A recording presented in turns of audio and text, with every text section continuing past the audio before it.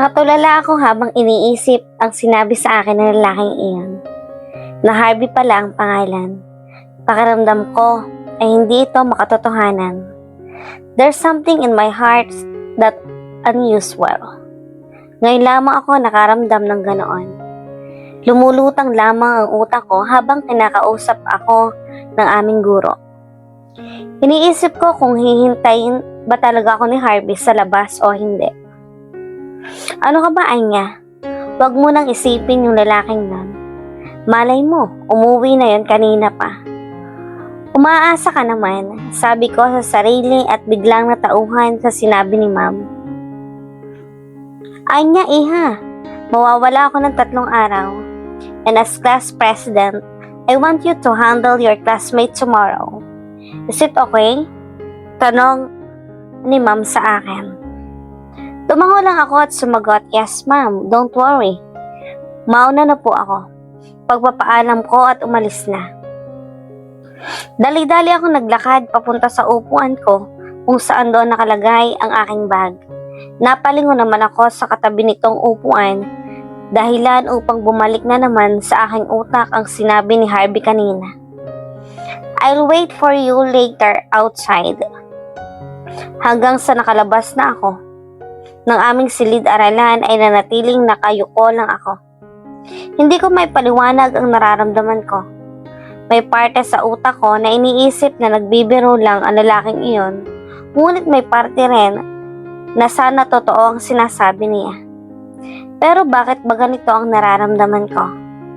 Maya-maya pa ay may kamay na humahawak sa pulsuhan ko na ikinagulat ko ng sobra at dahil doon ay agad akong napasigaw.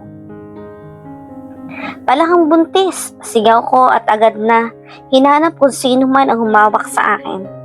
Gulat na gulat ako nang mapagtantong si Harvey ito. Harvey, anong ginagawa mo dito? Kanina pa uwian ah. Agad namang tumawa ng malakas si Harvey na ikinakunot ng noo ko. Naghintay ba talaga siya? Tarantadong to ah. Tinatanong ko, tatawanan lang ako. May sapak ba to? Bulong ko sa aking isip. Nakalimutan mo agad? I said I will treat you and I will wait for you here. Sabi nito habang natatawa. Pilit na tumawa ako at nagsalita ulit. Hindi. Akala ko nga hindi mo tutuparin. Saka bakit ka ba kasi nagugulat? Tanong ko at inialis ang kamay niya na nakahawak pa rin sa akin. Of course, I will do what I said. Sabi pa niya habang natawa pa rin. Baliw ba to? Bulong ko. Takang tanong naman ito. Umiling lang ako at naglakad pababa ng hagdan. Agad naman akong hinabol ni Harvey. Hey, I thought we're gonna eat. Tanong na naman niya. Kinalimutan mo na iyon? Uuwi na ako, baka hinahanap na ako ni Mama. Gusto ko sanang pumayag ngunit bakit? Baka magalit lang ang mama ko. Medyo pagod na rin kasi ako dahil naging mahirap para sa akin ang itago ang kilig habang nasa tabi ko ang lalaking ito. Kahit na hindi naman ako dapat kiligin. Ganun ba? Sayang naman. Malungkot na sabi niya. Hatid na lang kita and I will talk to your mom to have permission to go out with you tomorrow. Okay ba? Sambit naman ito habang nakangiti. Bakit ba ang kulit niya? Mukha namang hindi siya seryoso at saka ang mga lalaking katulad niya ay hindi naman dapat nag-aaksaya ng oras sa mga babaeng katulad ko. Kinabahan at kinilig ako. Kung sakaling ito pa lamang ang unang lalaking ipakikilala ko sa aking ina. Wala rin kasi akong kaibigang lalaki. Ngunit natigilan ang kilig ko dahil naisip ko na baka lalo lang magalit ang mama ko. Naisip ko na baka isipin nito na hindi ako nag-aaral ng mabuti at kumakaringking na. I instantly felt guilty.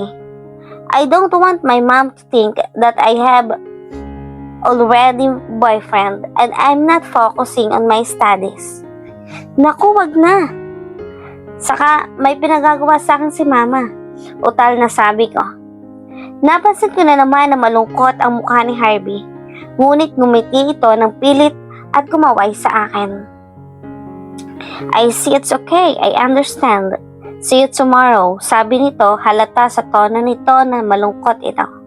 Ngunit humirit na naman ito. But sabay na lang tayo sa pagbaba. Is it too much to ask? Saad niya habang nagpapakit. Napakagwapo niya. Ang swerte siguro ng nililigawan o nobya niya. Sambit ko na naman sa utak ko. Sige, tara na. Agad na kaming naglakad pababa ng hagdan at naghiwalay kami sa labas ng gate ng eskwelahan namin. Nagpaalam ito sa akin habang nakangiti ako at tumango na lamang. I don't think it's okay to have a crush on him. Feeling ko pasaway siya. Bulong ko sa sarili habang naglalakad. Kung kahapon ay palagi kong pinipigilan ang sarili ko na isipin siya, ngayon naman ay halos lumutang na lang ang utak ko sa kalangitan kasabay ang paglipad ng mga ibon dahil tanging ang lalaking iyon lang ang iniisip ko. Nakauwi na ako agad at naramdaman ko ang sakit ng braso ko. Nakakaramdam na naman tuloy ako ng inis sa lalaking nakabunggo ko. Hanggang ngayon inis na ako. Siya ang dahilan kung bakit masakit ang katawan ko ngayon. Ang akala ko ay pasalang ang inabot ko sa braso. Sasakit rin palang buong katawan ko dahil sa bungguan na iyan. Dan! Pagbubunyi ko pa dahil natatapos ko na ang mga dapat kong tapusin. Dahil nawawala ang guro namin sa loob ng 3 araw, ako ang naatasan sa ilang mga bagay. Habang inililigpit ko naman ang mga gamit ko ay nakita ko ang papel na ginamit ko kanina. Naalala ko na naman tuloy ang pangungopya ng lalaking iyon. Bakit ba palagi na lang siyang nasagi sa utak ko? Naiinis na ako. Paulit-ulit na lang, lalo lang akong naguguluhan. Hindi normal ang nararamdaman ko para sa taong iyon. I think it's bad for me. Ayokong mawala ang focus sa pag-aaral. Hindi ko may paliwanag kung anong ibig sabihin ng kaba at pagbilis ng tibok ng puso ko. At kung kiligman ang tawag doon, dapat kong pigilan ang nararamdaman ko. Kumuha ulit ako ng isang papel at nagsimulang magsulat. Naisipan ko na lang na magbigay ng sulat kay Harvey, kaysa ako mismo magsabi sa kanya. Marunong naman siyang magbasa, diba? Hindi naman yata siya walang utak. Kumuha ako ng panulat at nagsimula na ako mag-isip kung ano ang sasabihin ko. I don't know you, but it seems like we will be together since you and I will be classmates. Natigil ako sa pagsusulat at nag-isip Parang masyadong mabait. Pakiramdam ko ay kailangan kong maging prangka. Baka kasi hindi naman seryosohin ng lalaking iyon ang mga sasabihin ko. To be brutally frank, ayoko na kay kaklaseng ayokong bobo. Napangisi ako habang sinusulat ko ang mga pangungusap na iyan. Ano kaya ang mararamdaman ng lalaking iyon kapag sinabihan ko siya ng bobo? Nag-review ka? May test tayo sa Friday.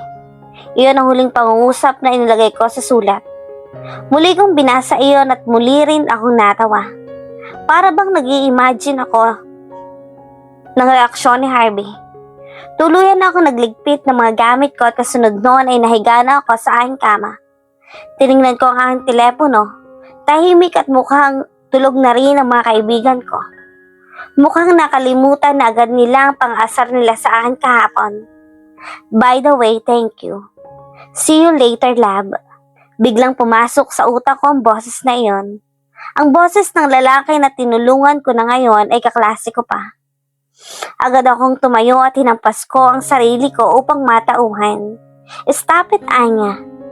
This is not the right time for you to feel this way. You need to focus your attention on learning. Mag-focus ka lang. Focus.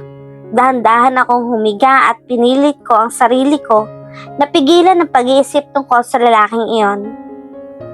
Ngunit mapipigilan ko ba talaga ang nararamdaman ko? Sa ngayon ay paghanga pa lang ito, ngunit paano kung malalim pa iyon? I don't know. It's all up to me. If I want to suppress how I feel, I have to avoid Harvey.